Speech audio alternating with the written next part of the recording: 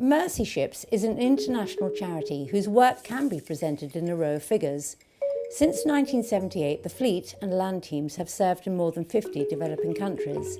Its current ship, moored off the coast of Freetown, capital of war-torn Sierra Leone, depends upon a rotating crew of 400, 99% of whom are volunteers from more than 40 nations.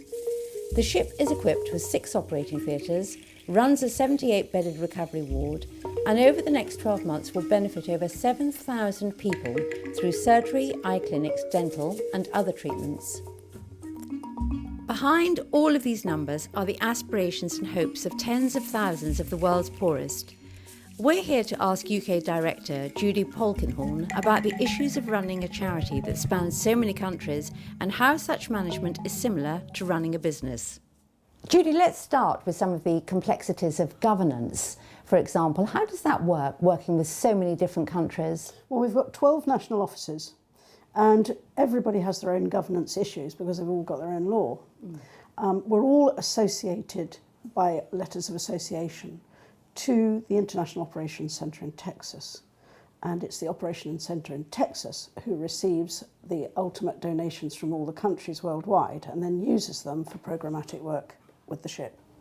And then how does it work from the point of view of associations and letters of agreement with countries that you may go in and do the work there, and what kind of work that you do? How does all of that come together? That's all done through the International Operations Centre in Texas, and you're invited into a country. We don't just pitch up and say we come to save the world. You know? The country will invite you, and it will take 18 months on the average to go into a new country where we've never been before, setting up the niceties of the legalities and the protocols. And then 3 months before the ship goes, we have a group of people, all sorts of disciplines, from medical through to administration, through to sanitation, engineers, whatever, go into the country and prepare for the ship's arrival. Because you've got to get all sorts of infrastructure ready for her, you know, alongside the docks. As you mentioned, we've got a crew, we've got volunteers, we've got trainees, we've got all sorts of sort of different elements of sort of staff and staff welfare and management to look after as well. How does all of that come together? Well, the crew on the ship are 99.9% volunteers. They're all raising their own support, or they have private means, but there are a few of those. They come from 12 different nations.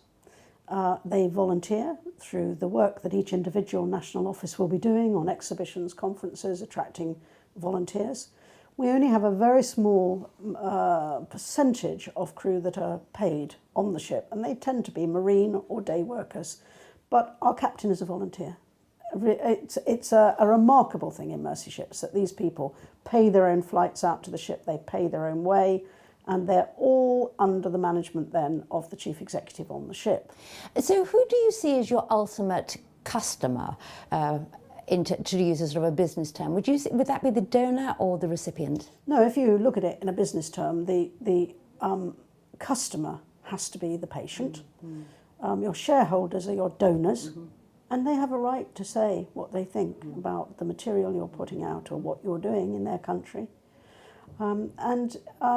That way we are a true non-profit, but we are providing a service to customers, and the service is provided by the shareholders who are raising the money to make it happen. I think it's terribly important these days, corporate social responsibility, and they can take from the package what they want, but for us, payroll giving is important. You know, it's something that doesn't cost the company money, but it shows the employees that they're actually supporting a charity.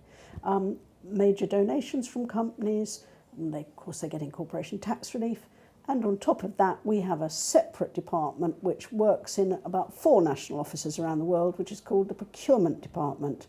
We have a procurement department here with 3 staff who particularly target companies for gifts in kind. We procure to a ship's need list for the 12 months, so that can be anything from generators, CAT scanners, surgical instruments, toilet rolls, fruit and veg, Marmite, am I allowed to say it? Anything. You think what you need in your daily life, and all that has to be taken to the ship. We witnessed the post bag arriving this morning, and this, of course, is from just ordinary citizens, ordinary people. Tell us more about that wonderful sight of the hall this morning. Well, you witnessed a small post this morning. Normally it's 3 sacks full, something like that, but we're at the end of an appeal. We do monthly mail-outs, monthly appeals, and that will bring us in over £1.2 million a year from the general public. And we also have very regular donors who are part of the regular giving plan. But we do around 30 to 40,000 letters a month to our warm database, and then we do around 30,000 10 times a year to new donor acquisition people. It's quite exciting, actually. It is. That's the way your database grows. We're very blessed here. And it must be sort of very heartwarming to see that sort of, that sense of giving from all quarters. And during the economic times we're in at the moment, where I think a lot of charities have been hit by the recession, we have been hit in the sense that our donations are smaller in amounts, but the numbers of donations have gone up. So last year we processed over 96,000 donations in this office alone and raised over £4.2 million. So that's pretty good. Long may it continue. Judy Polkinhorn, thank you very much for talking to us. My pleasure.